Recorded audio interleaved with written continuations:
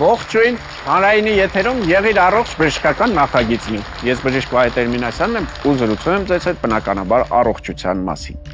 Մենք այսօր խոսելու ենք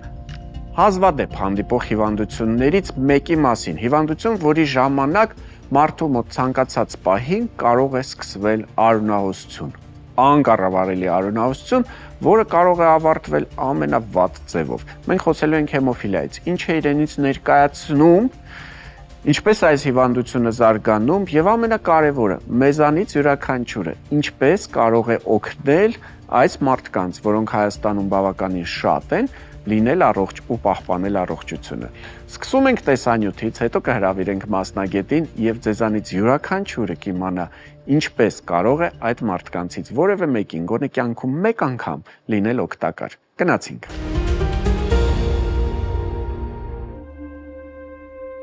Միթե նա երբեք չի կարողանա վազել ու խաղալ սովորական երեխայի պես։ Այս տողերը, որոնք ռուսական կայսրուհի Ալեքսանդրա Ֆյոդորովնան 20-րդ դարի սկզբին գրել է իր օրագրում, վերաբերում են գահաժառանգ Ալեքսեյին։ Արյան մակարդելիության գենետիկ խանգարումը երեխայի կյանքը վերածել էր մշտական սահմանափակումների։ Մայրական կողմի տատիկից Մեծ Բրիտանիայի թագուհի Վիկտորիայի ժառանգած հիվանդությունը փոխեց պատմության ընթացքը։ Այն կոչեցին արքայական անեծք՝ հեմոֆիլիա։ Հեմոֆիլիան արյան մակարդելիության խանգարում է, որի դեպքում արյան մեջ պակասում կամ բացակայում են մակարդելիության համար պատասխանատու որոշակի սպիտակուցներ։ Կանայք սովորաբար գեների կրողն են, սակայն հիվանդությունը որպես կանոն թիրախավորում է տղա երեխաներին։ Ըստ հեմոֆիլիայի համաշխարհային ֆեդերացիայի 2025 թվականի տվյալների, աշխարհում այս ախտորոշմամբ մոտ 1.100.000 մարդ է ապրում։ Նրանց 75%-ը դեռևս չունի հասանելիություն պատշաճ բուժմանը, իսկ անուշադրության մատնված հեմոֆիլիան հանգեցնում է ծանր հաշմանդամության, քայքայելով հոդերն ու առաջացնելով կյանքին սպառնացող ներքին արյունահոսություն։ Բայց եթե Վիկտորիա թագուհու ժամանակաշրջանում սա անեծք էր համարվում, ապա այսօր ժամանակակից դեղամիջոցների շնորհիվ հեմոֆիլիա ունեցող մարդը կարող է ապրել լիարժեք կյանքով, զբաղվել սպորտով եւ չվախենալ անզգույշ շարժումներից կամ քերծվածքներից։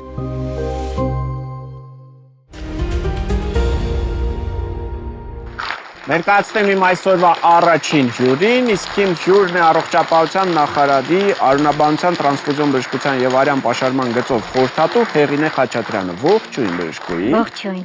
Մենք այսօր զրուցում ենք հեմոֆիլիայից։ Կբացատրեք մեր հեռուստատողին ինչ է հեմոֆիլիան։ Հեմոֆիլիան արյան մակարդելիության արյունահոսությամբ դրսևորվող հիվանդություն է, որի ժամանակ մարդիկ կարող են քնած տեղը արյունահոսել, սպոնտան արյունահոսություններ են լինում, խոռոչային արյունահոսություններ են լինում, հոդերում, օրգանիզմի զանազան խոռոչներում, որոնք հետո հանգեցնում են ավելի լուրջ բարդությունների։ Ում մոտ է հանդիպում։ Հեմոֆիլիան հանդիպում է առավելապես տղամարդկանց մոտ, խոսքը վերաբերվում է ժառանգական հեմոֆիլիայի։ Կանայք գենը կրող են, փոխանցում են իրենց տղա երեխաներին եւ տղաները հիվանդանում են։ Այսինքն կանայք չեն հիվանդանում հեմոֆիլիայով։ Կանայք համարվում են հեմոֆիլիայի գենը կրողներ, բայց այդ կանայք եւս կարող են կյանքի ընթացքում որոշակի իրավիճակներում արյունահոսել, բայց դա չի համարվում հիվանդություն։ Պարզապես կարող են ունենալ տևական դաշտան, արյունահոսական խնդիրներ կամ դիսֆունկցիոնալ արգանդային արյունահոսություններ կամ այլ տևական արյունահոսություններ, բայց չի դրսևորվում որպես հիվանդություն։ Կանայք համարվում են գենը փոխանցողներ։ Վիճակագրական տվյալները ասում են, որ 5000 նորածին տղաներից մեկի մոտ հանդիպում է այս հիվանդությունը, այսինքն 5000-ից մեկը տղաներից ծնվում է այս հիվանդությամբ։ Ինչ անել։ Այսինքն այդ երեխային պետք է իզոլացնել, զգույշ, հանկարծ ոչ միտեղ չընկնես, չխփվես, ցանկացած ամենափոքր վնասվածքը կարող է բերել լուրջ արյունահոսության։ Հայաստանում ունենք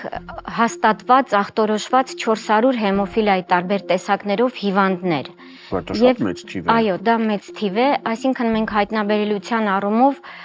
հավասարվել ենք զարգացած երկրներին եւ այդ առումով խնդիր չունենք։ Այս երեխաները, այս հիվանդները, մեծահասակ հիվանդները ստանում են բուժում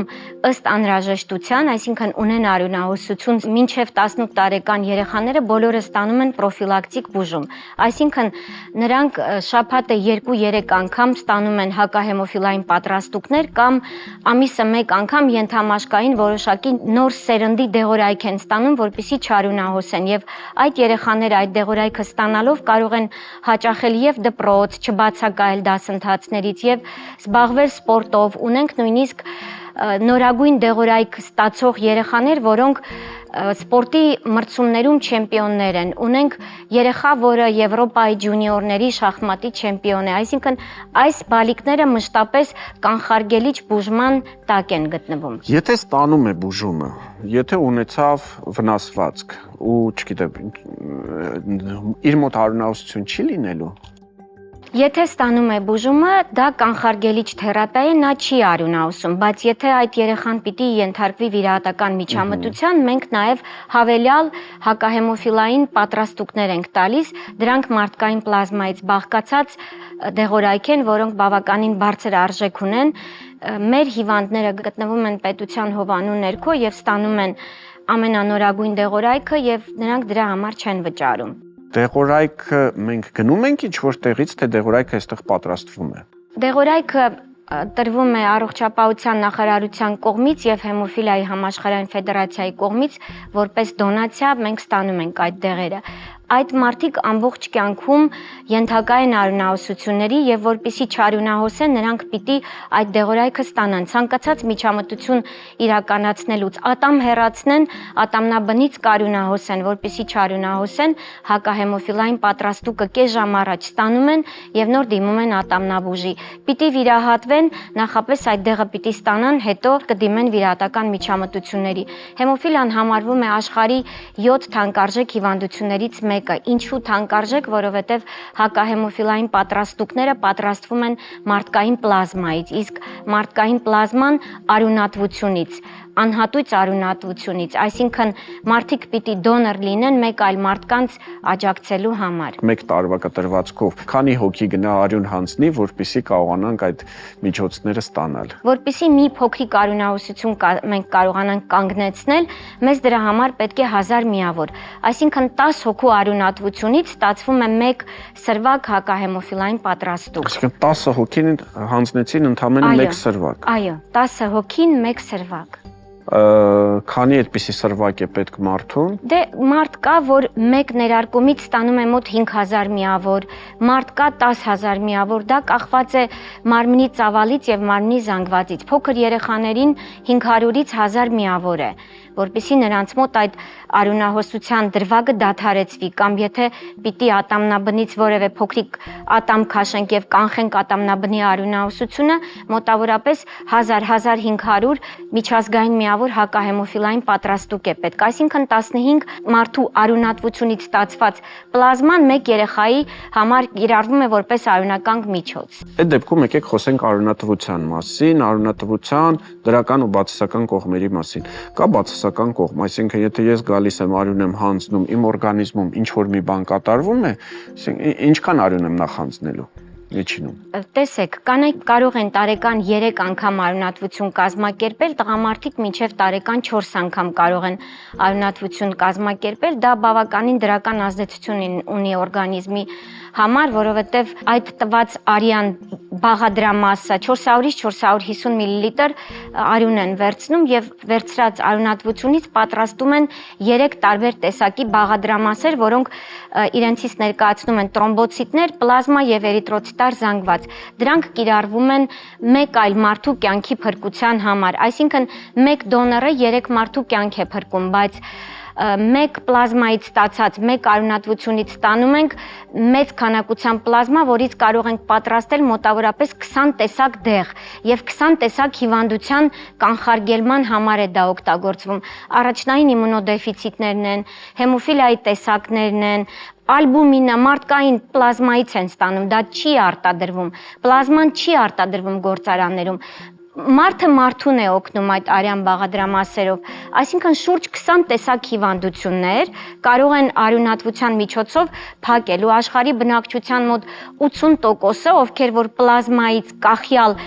պատրաստուկներով են բուժում ստանում, թերի են բուժվում, որովհետև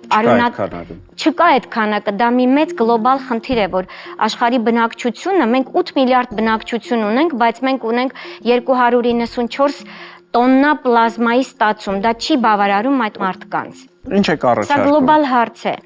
Ուզում ես այդ մարդուն օգնես, արյունատվություն արա, որովհետև դուք չեք պատկերացնում ինչքան շատ մարդիկ են օրվա ընթացքում զանգարում եւ արյան բաղադրամասեր են խնդրում։ Չեմ ասում եզակի խմբերն ու ռեզուսները, սովորական երկրորդ դրական արյան համար։ Այո, մարդը մարդուն պիտի օգնի նաեւ դրանով։ Ես հարց եի ուզում տալ արյուն տվողի, դոնորի համար, օրգանիզմի համար, երբ որ ինձնից վերցնում են 400-450 միլիլիտր արյուն, դա ինձ համար լավ է, վատ է, չեզոք է, ինչ է։ Դա ձեզ համար լավ է։ Դուք ոսկրածուծը նորից ակտիվանում է, ադապտացիոն ունակությունները ակտիվանում են, նոր բջիջներ են սինթեզվում։ Արյունատվությունը օգտակար երևույթ է օրգանիզմի համար։ Եթե ես առողջ մարդ եմ, ինձ որևէ վնաս կարող է տալ։ Գիտեք, արյունատվության առումով կան որոշակի հակացություններ, որոնք որ սելեկցիա անելու փուլում, երբ որ դոնորը դիմում է թերապևտի արյան բանկում, թերապևտը սելեկցիա անելու ժամանակ որոշակի հետազոտություններ է անում։ Կան մարդիկ, ում որ արյունատվությունը ոչ թե հակացուցված է, այլ ցուցված չէ, որովհետև 450 միլիլիտր արյան ծավալ վերցնելուց մենք կարող ենք խնդիրներ ունենալ այն մարդկանց մոտ, ովքեր քրոնիկ հիվանդություններ ունեն։ Չունեմ ոչ մի քրոնիկ հիվանդություն, չունեմ, առողջ մարդ եմ։ Միայն արդյունավետ լավ երևույթ է օրգանիզմի համար։ Ինչ տարիքից իրավունք ունենք արյուն հանձնել։ Չափահաս մարդկանց 18-ից։ Այո։ Մինչև 18-ից մինչև 60-62 տարեկանները կարող են արյունատվություն անել։ Ու գիտեք, կարևոր չի, որ դու այդպիսի ընտանիքի անդամ ունես, կարևոր չի, որ դու այդպիսի բարեկամ ունես, այսինքն դու ոչ թե ինչ որ մեկին ես կոնկրետ գնում օգնելու, այլ կարող է ընդհանրապես հանձնում ես ու գնում ես, թե ուր կգնա, ում կգնա, որ բուժառուն դրանից կօգտվի, ես կարծում եմ բացարձակ կարևոր չի ու պետք էլ չի որ դու հետո փողոցում տեսնես ասես այ գիտես ես արյուն էի հանձնել որը քեզ ներարկեցին եւ այլն եւ այլն աշխարհը կլոր է այսօր դու ես ինչ որ մի լավ գործ անում մեկին լավություն անում հաստատ մի օր մեկն էլ գուցե քեզ կամ քո հարազատին օգնի ու այդ սկզբունքով է հենց մարդկությունը որ մարդկություն կարող է մնալ Համաձայն եմ ձեզ հետ։ Ես միշտ այսպես եմ մտածում, որ մի օր կարող է մեքենայով գնանք հեռու ճանապարհ եւ փորձանք լինի եւ այդ հեռու ճանապարհի ընթացքում որևէ վթար լինի եւ ինքը բժիշկը կարող է լինել պացիենտի դերում եւ նրան արյան կարիք լինի, ենթադրենք մեղրիում կամ ալավերդիում եւ այդ մարդիկ պիտի այդ արյան պաշարն ունենան։ Այդ արյան պաշարը ծագում է մեկ այլ մարդու արյունատվությունից, մեկ այլ մարդու հանգանակությունից։ Դա նվիրյալ մարդիկ են երևի, չգիտեմ, բայց մենք պիտի մեր հասարակության մեջ այդ գիտակցությունը մտցնենք, որ արյունատվությունը դա շատ լավ բան է, որ մարդիկ գան այդ արյունատվությունն իրականացնեն։ Խոսքս անհատույց արյունատվությանն է վերաբերում, որ դու դրա դիմաց ոչինչ չես ուզում, ուղղակի ուզում ես այդ մարդկանց օգնել։ Կարծում եմ, որ մտածելու առնվազն մտածելու տեղ տվեցինք, իսկ եթե թեկուզ մի քանի հոգի մեր հաղորդումից հետո գնա ու անհատույց արյուն հանձնի, ապա այս հաղորդումը կլինի հաջողված։ Ուզում եմ եւս մեկ անգամ հիշեցնել, մենք խոսում ենք հեմոֆիլիայի մասին, այսօր Հայաստանում, ինչպես դուք նշեցիք, 400-ից ավել հաստատված դեպքեր կան մարդիկ, որոնք ամբողջ կյանքում ունեն այլ մարդկանց օգնության կարիքը, որ հանգարց չարյունահոսեն եւ ամենավատ բաները նրանց հետ տեղի չունենա։ Իսկ իմ հյուրը այսօր առողջապահության նախարարի արյունաբանության, տրանսֆուզիոն բժշկության եւ արյան պաշարման գծով խորհրդատու Հեղինե Խաչատրյանն է։ Շնորհակալություն։ Շնորհակալ։ Շարունակում ենք մեր հաղորդումը եւ եթերում արդեն ծնողների դպրոցն է, դպրոց, որտեղ կանչում ենք տատիկներին, պապիկներին, մայրիկներին, հայրիկներին եւ իհարկե նրանց դասավանդում են մեր մանկաբույժները։ Իսկ այսօրվա մեր մանկաբույժը Անահիտ Սարուխանյանն է դիմավորին։ Ողջույն բժշկուհի։ Ողջույն։ Այսօր խոսելու ենք տհաճ հիվանդության մաղձին, կոչվում է ինֆեկցիոն մոնոնուկլեոզ։ Այդ ինչ հիվանդություն է, մեզ կպատմեք։ Ինֆեկցիոն մոնոնուկլեոզը վարակիչ հիվանդություն է, որի առաջացման ամենահաճախ հանդիպող պատճառներից է Էփշտեյն-Բար վիրուսը։ Սակայն այլ ախտածիներ նույնպես կարող են պատճառ հանդիսանալ հիվանդության առաջացմանը։ Հարուցիչները մեծ քանակությամբ գտնվում են թքի մեջ եւ փոխանցվում են սերտ կոնտակտի արդյունքում համբույրի միջոցով, այդ իսկ պատճառով կոչվում են նաեւ հիվանդության երկրորդ անվանումը համբույրի հիվանդություն։ Բայց չենք կարող մեզ զսպել, որպեսզի մեր հարազատներին, մեր երեխաներին երբեմն չգրկենք, չհամբուրենք, բայց կարող ենք նաև դրա միջոցով վարակել։ Բայց չէ՞ որ համարվում է, որ բնակչության 90%-ից ավելը այդ վիրուսը ունի։ Հիմա ինչու են ոմանք հիվանդանում, ոմանք չեն հիվանդանում, ինչ է կատարվում։ Ունենք նաև առողջ կրելիություն, այսինքն վարակակիրներ, որոնք որ գանգատներ չեն ունենում եւ իրանք հանդիսանում են հենց վարակի փոխանցման աղբյուրը։ Բայց վարակվում են եւ հիմնականում վարակվում են երեխաները եւ ինչ է տեղի ունենում։ Այս սրբիչը դեպ եթե ինչ որ մեկը մտածում է թե ինչու ենք մենք սննդի հետ միասին այստեղ սրբիչ ունենք, հենց վարակվելու ջուրը, բաժակը, սրանք բոլորը փոխանցման մեխանիզմներ են, այո, իհարկե։ Կարող է տեղի ունենալ եւ եթե երեխան հիվանդացավ, ապա մենք ինչ կնկատենք։ Նկատում ենք հիմնականում հիվանդության առաջին 2 շաբաթների ընթացքում նախանշանային փուլում ընդհանուր թուլություն, հոգնածություն, մկանացավեր,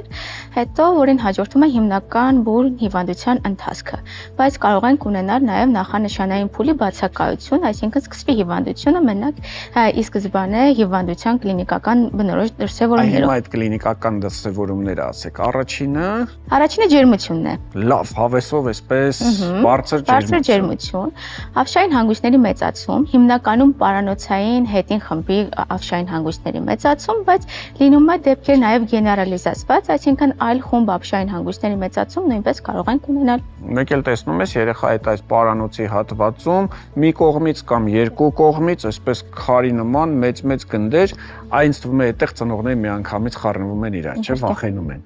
Որովհետև ջերմություն դե լավ ջերմություն,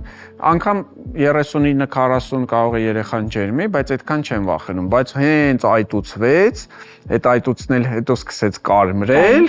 ծնողները միանգամից խառնվում են իրար, բժիշկը միանգամից արդեն ախտորոշումը 90%-ով գիտի։ Այո։ Ինչ ենք անում։ Հաջորդ կլինիկական նշանները դա կոկորդի ցավն է, բկանսկի ցավն է, որը ֆիզիկալ զննման ժամանակ կարող ենք տեսնել տոնզիլիտի պատկեր, այնանշիկների կարմրություն, առատ էքսուդատի առկայություն։ Հաջորդը մենք կարող ենք խառնել դա թարախային անգինա է։ Իհարկե կարող ենք խառնել թարախային անգինա։ Բայց դա թարախային անգինա չէ։ Ոչ։ Եթե թարախային անգինա լիներ, մենք կնշանակեինք անտիբիոտիկներ։ Պետք է հանձնենք կոկորդից քսուկ, բկանսկից քսուկ, որից հետո որոշենք, եթե ստրեպտոկոկային վարակ է, միանշանակ պետք է հակաբիոտիկ։ Չի կարող միացած լինել այստեղ վարակը։ Հիմնականում, քանի որ Էփշտեյն-Բար վիրուսը վիրուս է, իսկ վիրուսի ժամանակ սովորաբար կարիք չենք ունենում բկանսկից քսուկ վերցնելու, որովհետև կարող ենք ունենալ կեղծ դրական պատկեր։ Այստեղ դժվար է, որովհետև ես կարծում եմ, որ շատ հաճախ ծնողները գալիս են ասում են հակաբիոտիկ նշանակեք մեր երեխային, ու մանկաբույժը ասում է չէ, պետք չի։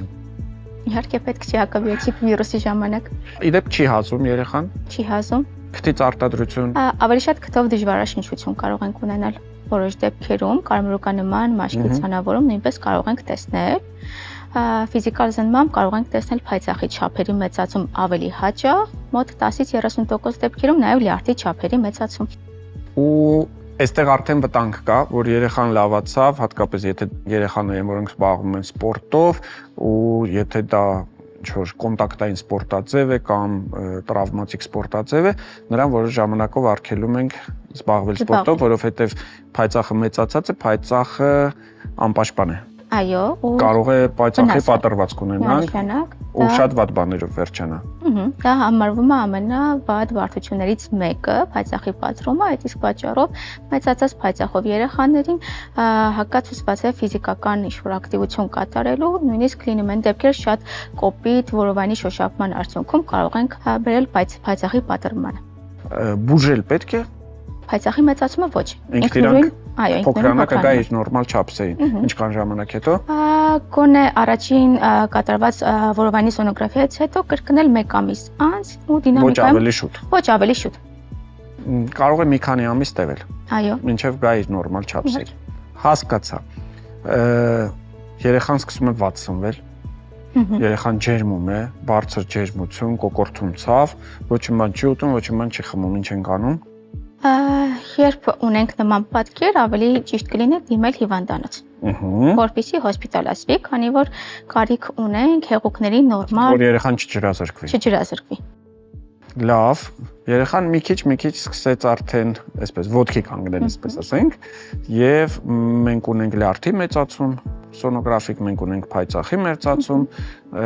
մեզ որոշակի դիետա ցուցված է։ Պետք է ուտել առողջ բալանսավորված սնունդ։ Ինչ կընտրեք։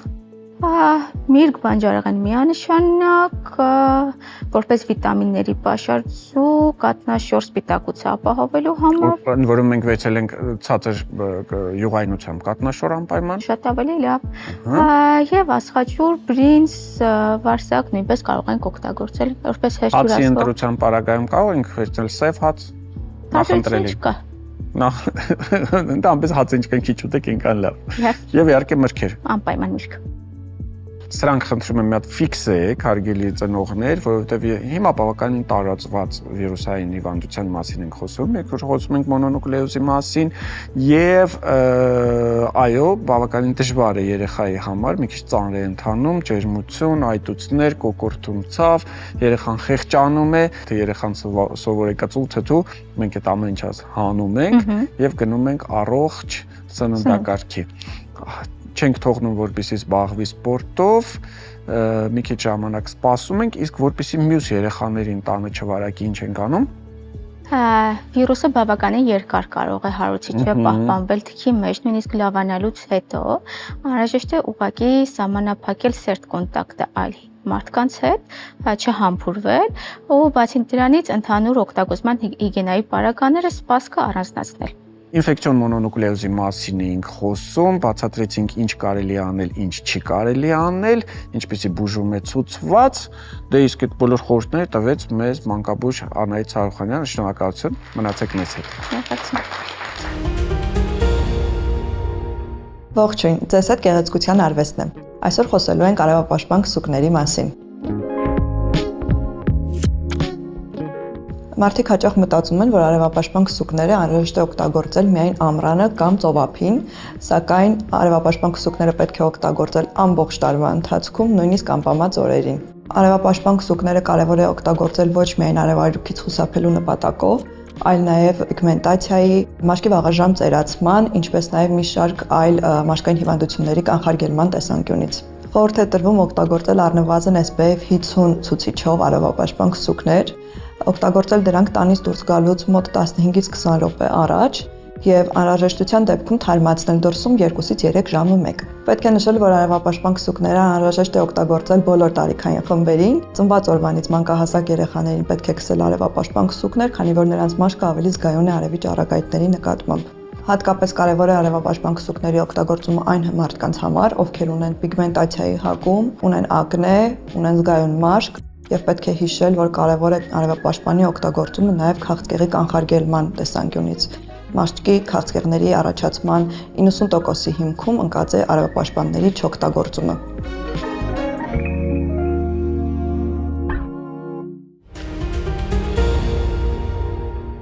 Եվ այսպես հարգելի հեռուստատողներ, անցնում ենք հաղորդման հաջորդ հատվածին, որտեղ մենք սովորաբար սնվում ենք հաճույքով, մենք ասելով նկատի ունեմ եւ մեզ, եւ ձեզ, եւ իհարկե մեր հյուրերին։ Իսկ մեր հյուրերն են այսօր էնդոկրինոլոգ Հասմիկ Հայրապետյանը եւ իհարկե համեղ ու օգտակար սննդի համար պատասխանատուն մեր Նարինե Ալեքսանյանը։ Ողջույն Նարինե։ Մենք այսօր խոսելու ենք հիպերխոլեստերինեմիայի մասին, այսինքն արյան մեջ խոլեստերինի բարձր քանակի մասին,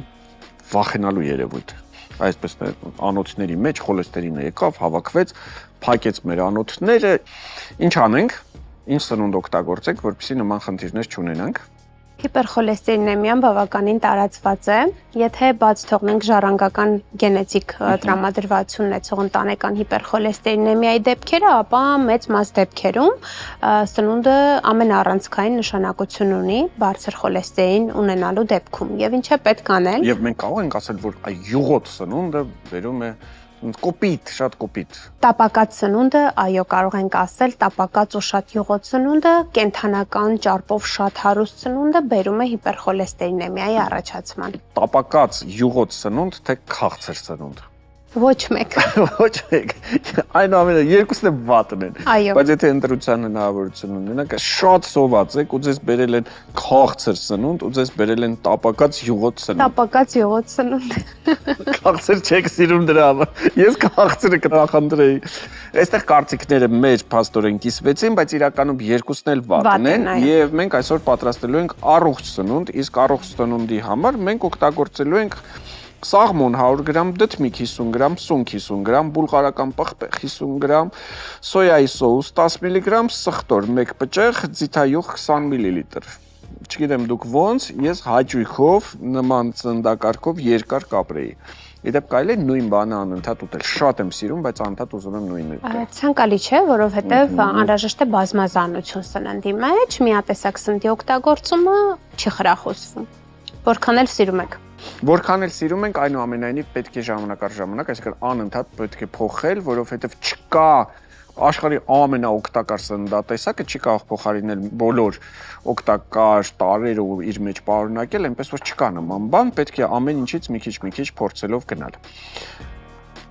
Կա տարբերակ, որ մարդը ամբողջ կյանքի ընթացքում օգտագործում է, հետևում է, տապակած, յուղոտ սնունդ ընդհանրապես չի օգտագործում, բայց գնում է բժշկի ու պարզվում է մի գեղեցիկ որ ունի հիպերխոլեստերինեմիա, այսինքն խոլեստերինի մակարդակը արյան մեջ շատ է։ Այո, այդպես լինում է, երբեմն գալիս են շատ բարետես արտաքինով, հա, բուժառուներ, նիհարիկ, այսպես կողեմ ասել,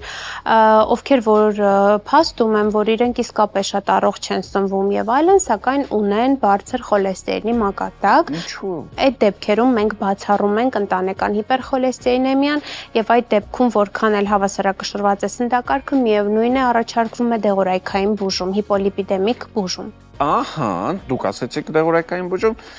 ես շարունակեմ, իսկ կա տարբերակ, որ մարդիկ տարիներ շարունակ օգտագործում են համապատասխան դեղամիջոցներ, բայց իրենց մոտ ոչ մի կերպ չի անցնում այդ խոլեստերինը։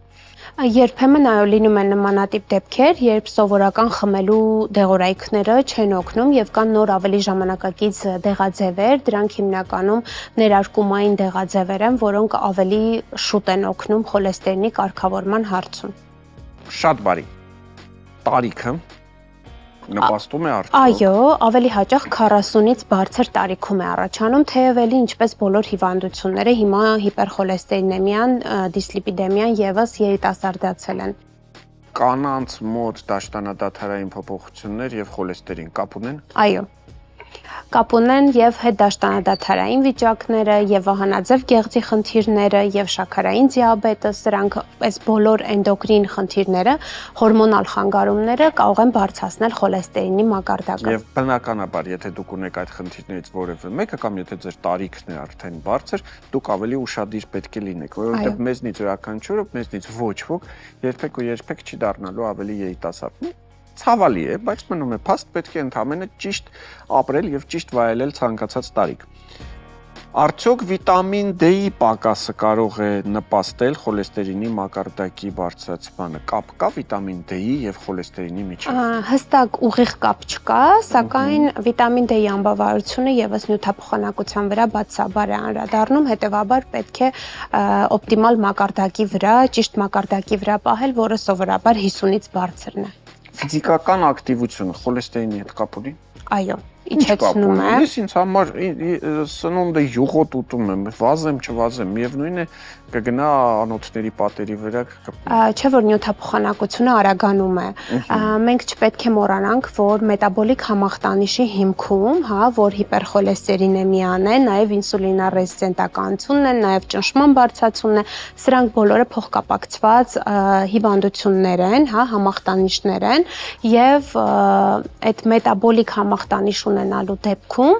անպայման պետք է եւ քաշը, եւ սնունդը կարգավորել, եւ ֆիզիկական ակտիվությունը եւ իհարկե կարգավորել ճնշման մակարդակը, խոլեստերինի եւ շաքարի։ Հետազոտությունները ցույց են տալիս, որ բարձր խոլեստերինով եւ ավելորդ քաշով մարդկանց 90%-ն ունի ինսուլինի ռեզիստենտականություն, այսինքն հենց այն տարբերակը։ Հենց դա մետաբոլիկ համախտանիշն է։ Այո։ Իդեպ ասեմ, որ մետաբոլիկ համախտանիշի մասին եթե խոսում ենք հատկապես կանանց, դաշտանադադարի մեջ գտնվող, այն որ գալիս են հիպերտոնիա, շաքարային դիաբետ, ավելորդ քաշ եւ ասում են ունեմ սեռական ուղիներից արյունային արտադրություն, մենք անմիջապես վախենում ենք արգանդի մարմնի քաղցկեղից, որովհետև դա շատ տիպիկ է հենց այդ կանանց համար։ Դրա համար մենք միշտ հիշեցնում ենք, եթե դուք ունեք ավելորդ քաշ, եթե դուք ունեք շաքարային դիաբետ, հետնել ունեք զարկերակային ճնշում, գտնվում եք դաշտանադատարի մեջ, թեթև ամենափոքր արյան բծերից անմիջապես վազում եք գինեկոլոգի մոտ, որովհետև այո, դուք ռիսկի խմբում եք, ձեզ մոտ կարող է զարգանալ նման հիվանդություն։ Հետ կանք սննդին, փաստորեն չեք թողնում էլի խոզի խորոված ուտենք։ Թողնում ենք, բայց առանց յուղոտ մասերի եւ հազվադեպ, ոչ ամեն շաբաթ։ Ոչ ամեն շաբաթ, իսկ մենք միս ենք սիրում։ Այո, պետք է խուսափել տապակած մսից, հա, տրանսճարպեր պարունակող մթերքներից, որոնցից մեկը հենց տապակած միսն է։ Կարող ենք նոր ավելի ժամանակակից ինչ-որ բաներ օգտագործել, աերոգրիլ ասվածը, հա, ճարպաջեռոց, ջեռոցում պատրաստել, հենց խորովածն էլ վատ տարբերակ չէ, պարզապես անյուղ մասերը պետք է ընտրել, հավի միսը առանց կաշի ցանկալի կլինի, ձկնամթերքը ավելի դյուրամարս։ Այդ ձկնամթերքը, որ հիմա պատրաստվում է, շատ օգտակար է, օմեգա 3-ով է հարուստ, դյուրամարս է, սպիտակուցով է հարուստ եւ իհարկե այս խնդրի դեպքում միայն խրախուսվում է ձկնամթերքի օգտագործումը։ Նարինե, ուր հասավ մեր ձկնամթերքը։ Մեր ձուկը գրեթե պատրաստ է, իսկ այդ ընթացքում տապակում ենք նրա համար բանջարեղեն, բուլղարական պղպեղ, ցուկինի եւ սունկ։ Եվ ուրեմն մեզ շոքեխաչած ձուկը եւ բանջարեղենը պատրաստ է, կարծում եմ, որ խոլեստերին չի պարունակում, կամ պարունակում է շատ քիչ քանակությամբ եւ ցանկացած մեկը հաստատ չի կարող ասել, որ սա համեղ չէ։ Համեղ է, այո, կարող է համեղ սնունդը լինել նաեւ օգտակար։ Հիշեք մեր բաղադրատոմսերը, օգտագործեք դրանք եւ եղեք առողջ։ Իսկ ամենահամեղ սնունդը պատրաստեց մեր Նարինեն Ալեքսանյան, շնորհակալություն։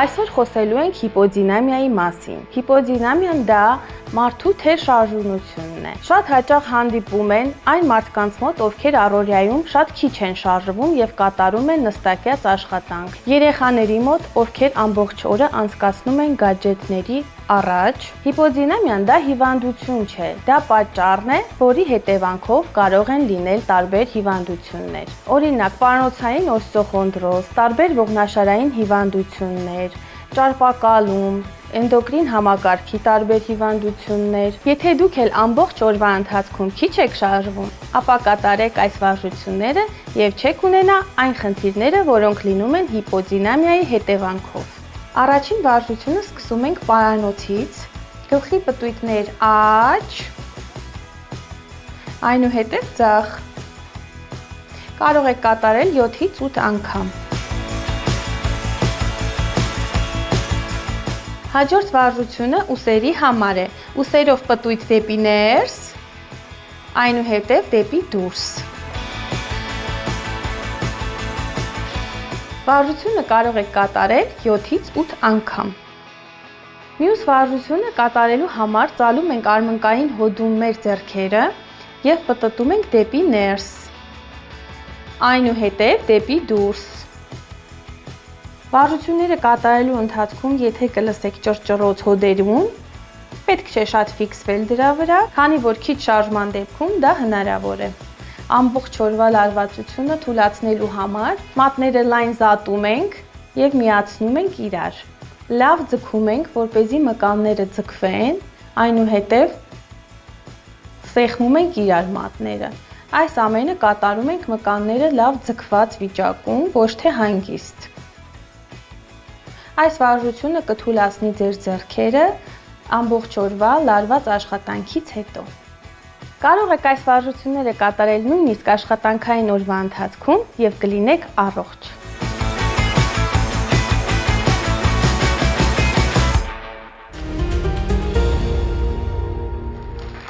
Ավելացնելու բան ունես։ Չէ, եթե չէ, ուրեմն արի ամփոփենք հաղորդումը եւ հիշենք, որ այսօրվա համար Մենք նախապատրաստել էինք մի քանի թեմաներ, իսկ գլխավոր թեման իհարկե հեմոֆիլիան էր։ Հազվադեպ հանդիպող հիվանդություն, գրեթե բացառապես տղամարդկանց մոտ հիվանդություն, որի ժամանակ ցանկացած պահի կարող է տեղի ունենալ ամենավատ հետևանքներով արյունահոսություն։ Հիվանդներ, որոնք ունեն մեզանից յուրաքանչյուրի օգնության կարիքը, եւ մեզանից յուրաքանչյուրը ուղղակի կարող է գնալ, հանձնել 400 միլիլիտր արյուն եւ փրկել ինչ որ մեկի կյանքը։ Վատ տարբերակ չի, հավատացեք ինձ։ Եղեք առողջ, պահպանեք ձեր առողջությունը։ Կհանդիպենք։